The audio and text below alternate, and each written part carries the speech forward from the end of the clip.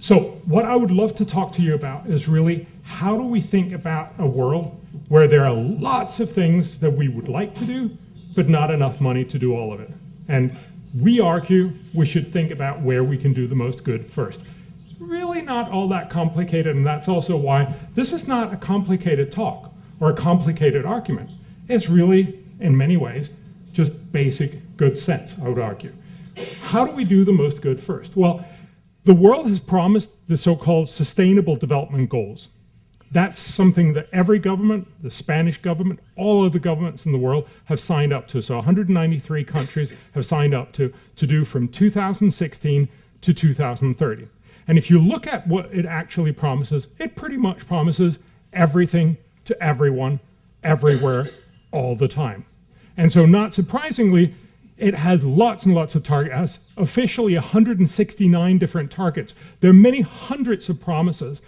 We promise to end poverty everywhere, but we also promise to get full social protection systems. We promise to end hunger, but also get organic apples. We promise to end communicable diseases, but also to end drug and alcohol abuse. You may notice a pattern here that we make a lot of promises, some of which are really, really good and doable.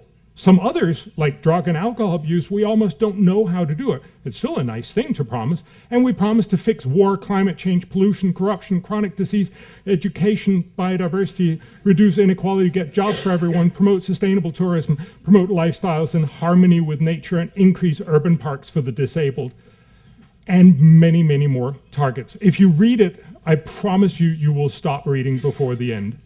It is a very long document. It, of course, is overflowing with good intentions, but not surprisingly, we're not actually achieving it. So Jeffrey Sachs has done the very unenviable task of trying to estimate how much of the Sustainable Development Goals are we actually achieving. This is what it looks like. So in 2000, we were at 58%. Remember, we're already doing a lot of good stuff, and the world is pretty much a pretty good place.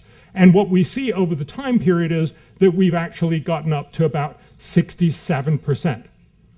But the reality is, even if we continue at the highest pace, we'll just get to about 72 by 2030, when we promised we were going to be at 100%.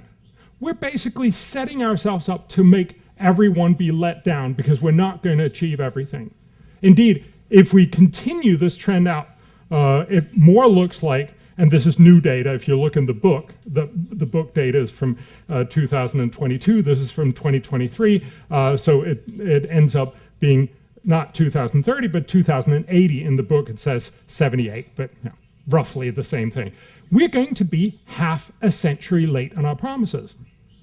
And this is not surprising. If you promise everything to everyone, you don't have any priorities. You don't actually make any sensible commitments to we're going to do this. You just spread all your limited resources across everything and end up doing a little good everywhere.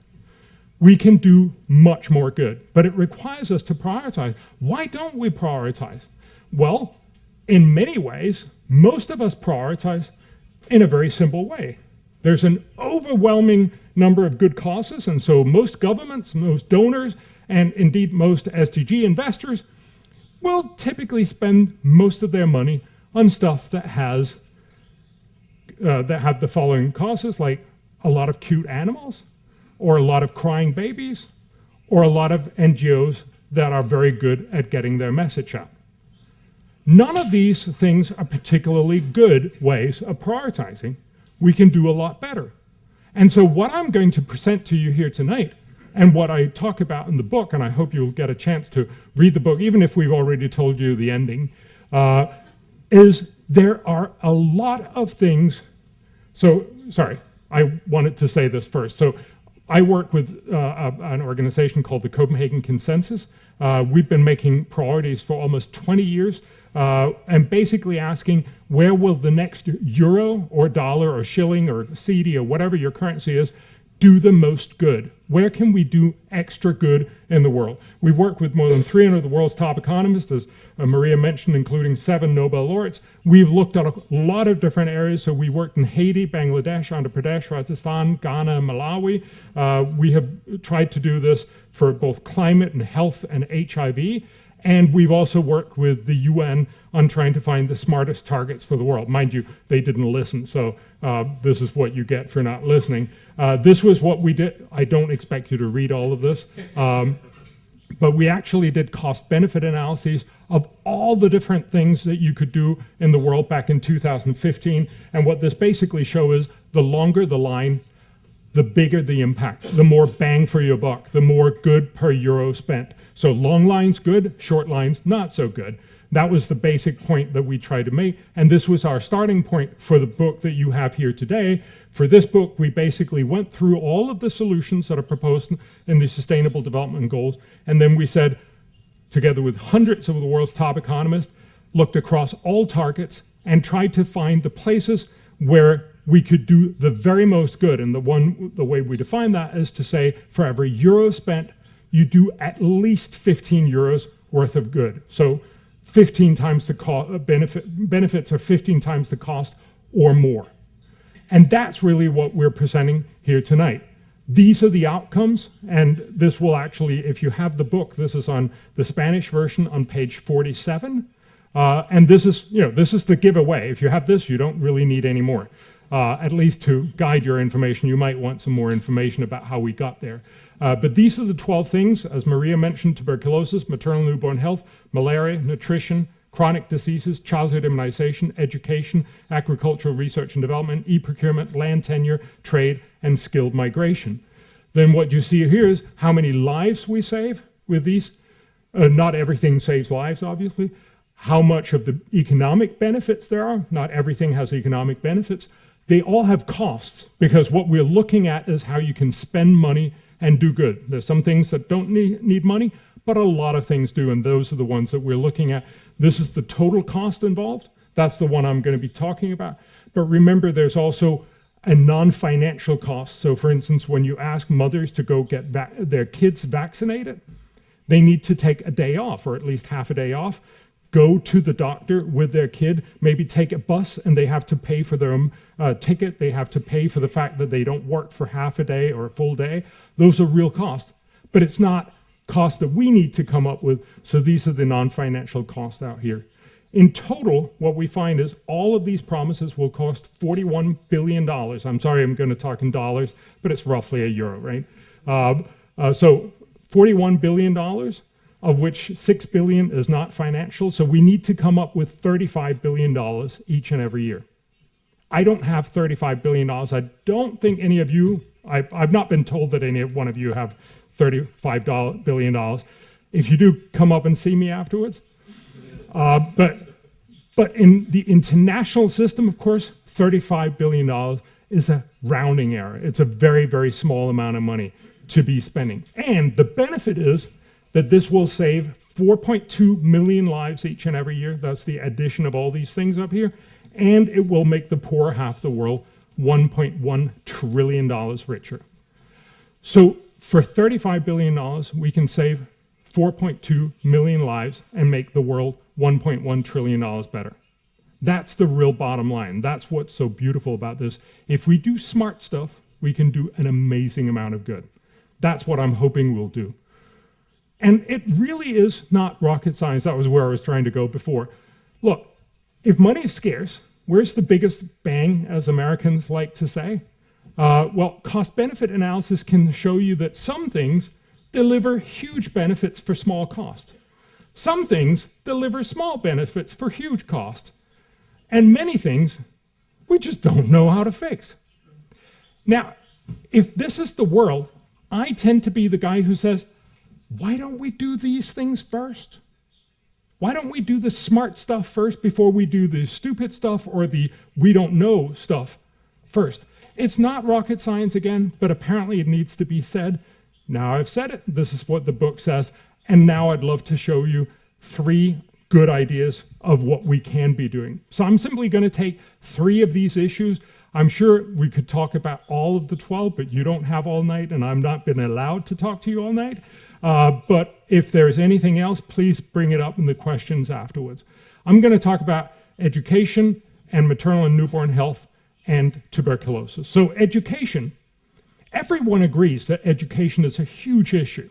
It's a huge issue in Spain and in rich countries as well.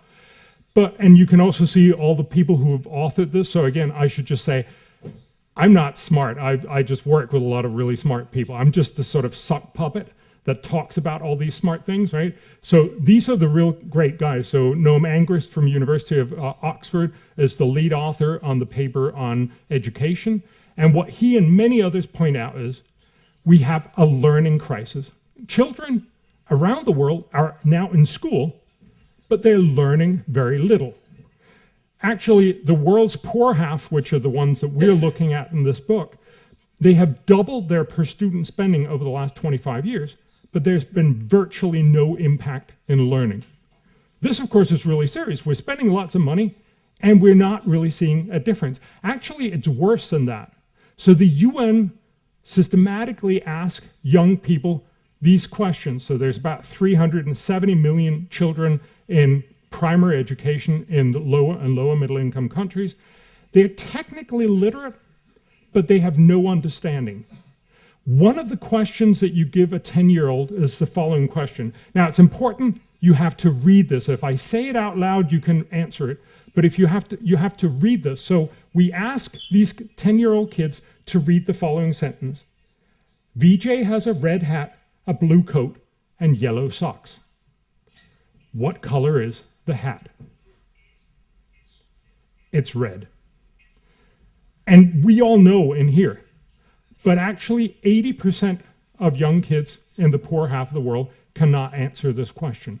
It's not because they're dumb, but it's because they simply cannot read the whole sentence. They can sort of read VJ, they can read has, but then once you get to what color is the hat, you've long lost what was in the beginning of the last sentence, right? You're not functionally literate. You don't know how to string together sentences into meaning, into understanding. And if you can't do that, you're not going to be very productive in your adult life. And so the real point here is to say, we should do better than this. And especially given that this is 1/3 of a billion people who are now growing up to not knowing how to read basic sentences. That's a terrible outcome. So we also know a lot about what doesn't work. If you ask most people, how do you fix learning? Many people will say, we need better teachers, we need to educate our teachers better, we need to give them higher salaries, we need to have smaller class sizes. These are many of the arguments that you will hear if you talk to people. Unfortunately, we know a lot of these things don't work at all or only work slightly. So for instance, reducing class sizes work a little bit, but not very much. But it's an incredibly expensive way. So for instance, Indonesia is a great example of what doesn't work. Indonesia very, very wonderfully wanted to dramatically improve education. So they decided, and they actually put it in their constitution, to double spending on education. So they dramatically increased teacher pay in Indonesia, and they hired more than 1 million more teachers. They were paid twice as much. So Indonesia surprisingly has one of the world's lowest class sizes. You'd imagine this was a wonderful opportunity to deliver great good. Unfortunately, because of the way they did it, so they did this in different regions of Indonesia at different times, we could actually do a pseudo-randomized controlled trial study on this. And it's one of the most famous education papers. You can look it up. It's called Double for Nothing. So I've kind of given away what it does. It showed it had no impact on learning. Despite spending much, much more, despite having much smaller classes, there was no impact on learning. Now, the teachers were happier, which is not surprising, but presumably not the main outcome of an educational system. So the idea here is to recognize there are lots of things that don't work or only work very, very poorly, but there are also very, very clear things that do work. What is the main problem in education? This is an example from math classes in New Delhi. So here's 6th grade, 7th, 8th, and 9th grade. And then some researchers went in and actually assessed each of the children within each of these groups. Let's just look at 6th grade and said, which grade are you actually at? And what you can see here is there are 2 kids in 6th grade that are actually on 6th grade level. Then there's quite a few kids that are 5th grade level, lots of kids that are at 4th and 3rd grade. There's quite a number of 2nd grade. There's even one kid that's at 1st grade. How would you be a teacher and teach these kids in 6th grade? You're one teacher, you have 50 kids, they're all over the spectrum. You're probably going to do like what they assess, that you're going to teach somewhere here, right? You're sort of going to teach in the middle, which means, of course, all of these kids are going to be bored out of their skull, and these kids still have no idea what's going on.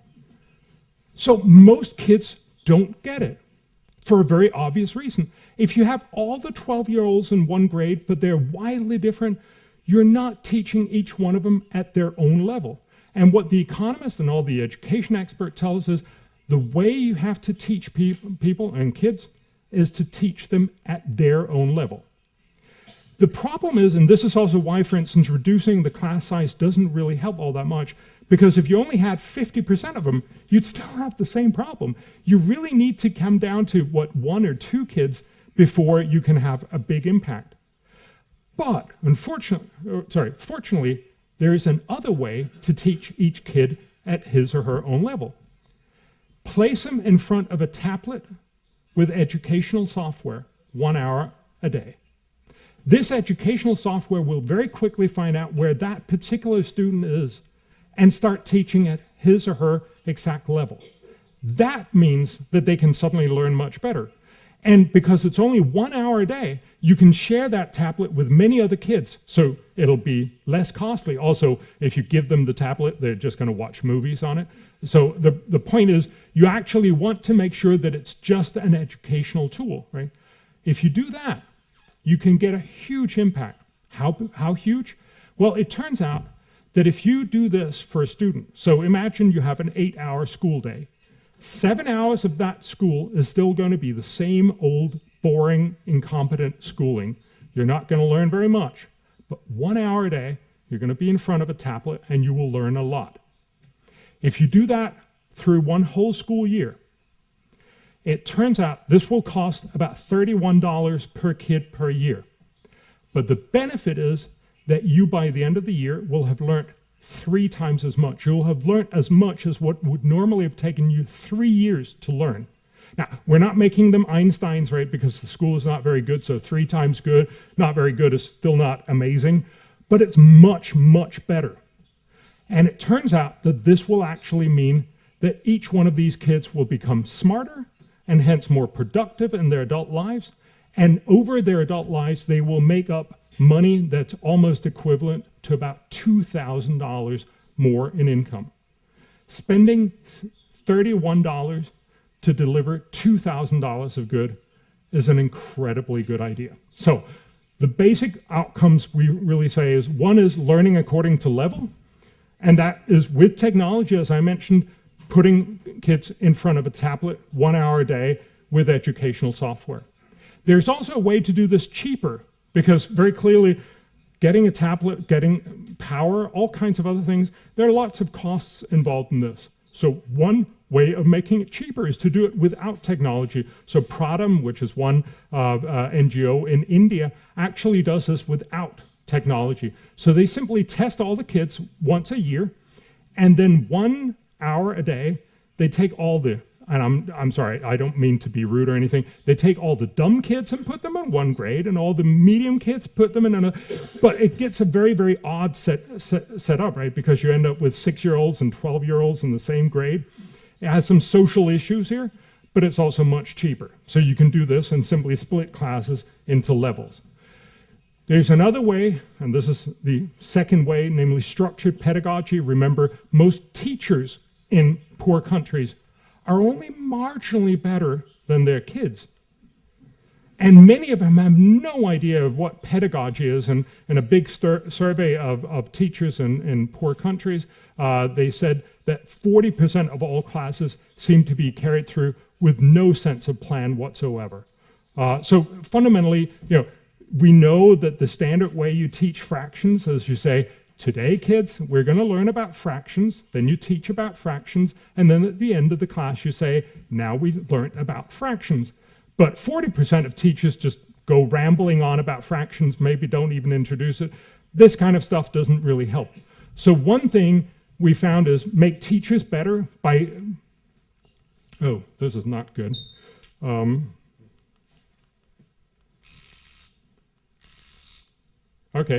So make semi-scripted lesson plans for the whole year. So basically give them an outline of what they can do, how they can walk through each one of the tests, make annual workshops, and also send out weekly test measures to the teachers.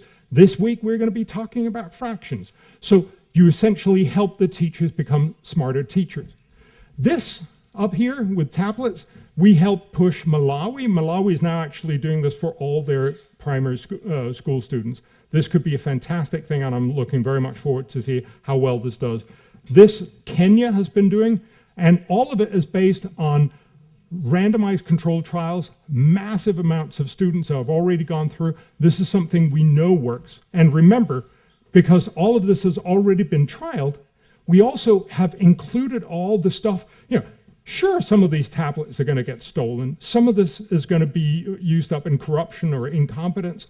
Some of the kids won't be able to find them, or they'll get stolen, or there'll not be electricity. All kinds of things will go wrong. But we have already taken that into account because we're showing you the results of what actually came out of these big scale experiments. So these are the costs and the benefits for these three different ways. So the cost, as you can see, are the smallest for structured pedagogy. The benefit is the discounted value of all future earnings, right? So we actually expect that these kids will earn in the order of $10,000 more. But remember, this will be over a 50-year range, many of them many decades out. That means today that money is worth a lot less, and we estimate it's worth about $935. So that means for spending $9 and doing $900 worth of good, that gives you a benefit cost ratio of 105. Every dollar spent will deliver $105 of good, or every euro spent will deliver 105 euros of good.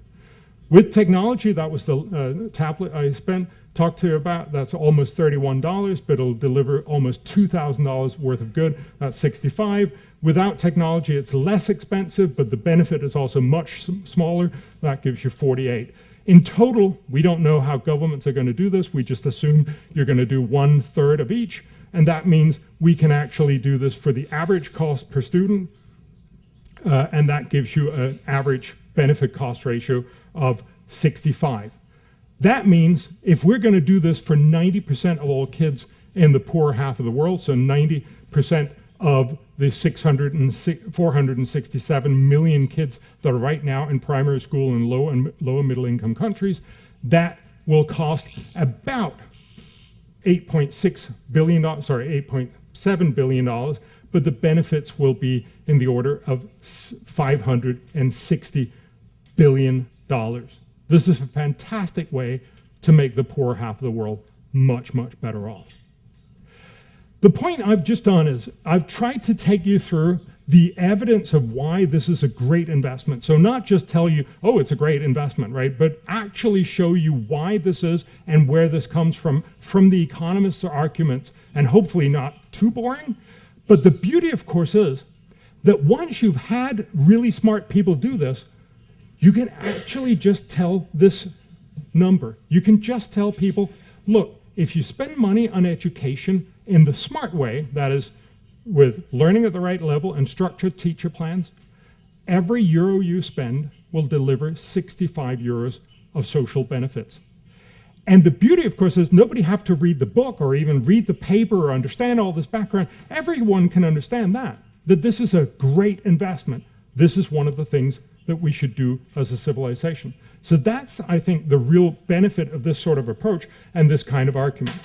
I'm just going to show you one more because I can see I've spent a little more time on this than I expected. So I'm just going to show you maternal and newborn health, and then I'll get to the conclusion, and then you can actually ask me questions on this. So maternal and newborn health was a big thing for me because I'd never realized that giving birth is incredibly dangerous. For most women in the poor half of the world, the most dangerous day of their life is the day they give birth. So each year, about 295,000 women die in childbirth, and about 2.3 million kids die just in their first month on this planet. So if you look at this, and I also show this in the book, this is the percentage risk of dying from a birth. This is from 1800 until 2030. So if you look, we only, of course, have a few rich countries, so Finland, Sweden, typically the guys who had the best statistic. Almost 1% of all women died in childbirth. So giving birth in times of old was a little bit like rolling 100-sided dice, right? Every time you went in and had a baby, there was a 1% chance of you dying. As you can see, we basically reduced that since we got especially puerperal fever. We fixed that with antibiotics. We basically reduced that to 0. You can also see Sri Lanka is the only poor country that we have for very long, and it's also dramatically declined. But as you can see, there's still plenty of countries that are not there yet. And this is the world. Yeah, it's going down, but it's certainly still killing a lot of women. Also by 2030, even if we achieve the promises that we have made. Likewise, with newborn mortality, I just have that for global, but as you can see, in the first month, we estimate almost every 5th child died in its first month back in times of old. Today, that number is much, much further down, but we're still not living up to the promises that we have made. So a huge problem, and one that we can fix very, very simply. What we did was we worked with the World Health Organization's LIST model, which is one of the models that have all the cost and quite a few of the benefits, and we've added all the benefits across a wide range of policies. And what we identified was then the best, most effective policies. This was basically what will deliver the highest benefit cost ratios and also have a significant impact, because some things will have a very high benefit cost ratio but virtually impact no one. So we tried to do both.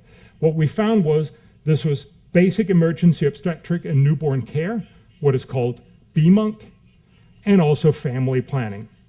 The major part of this is from BMUNC, and so that's what I'm going to be talking about, the basic emergency obstetric and newborn care. We're doing this for 55 low and low middle income countries, and we're basically taking from what the average coverage is, about 2/3, up to 90%.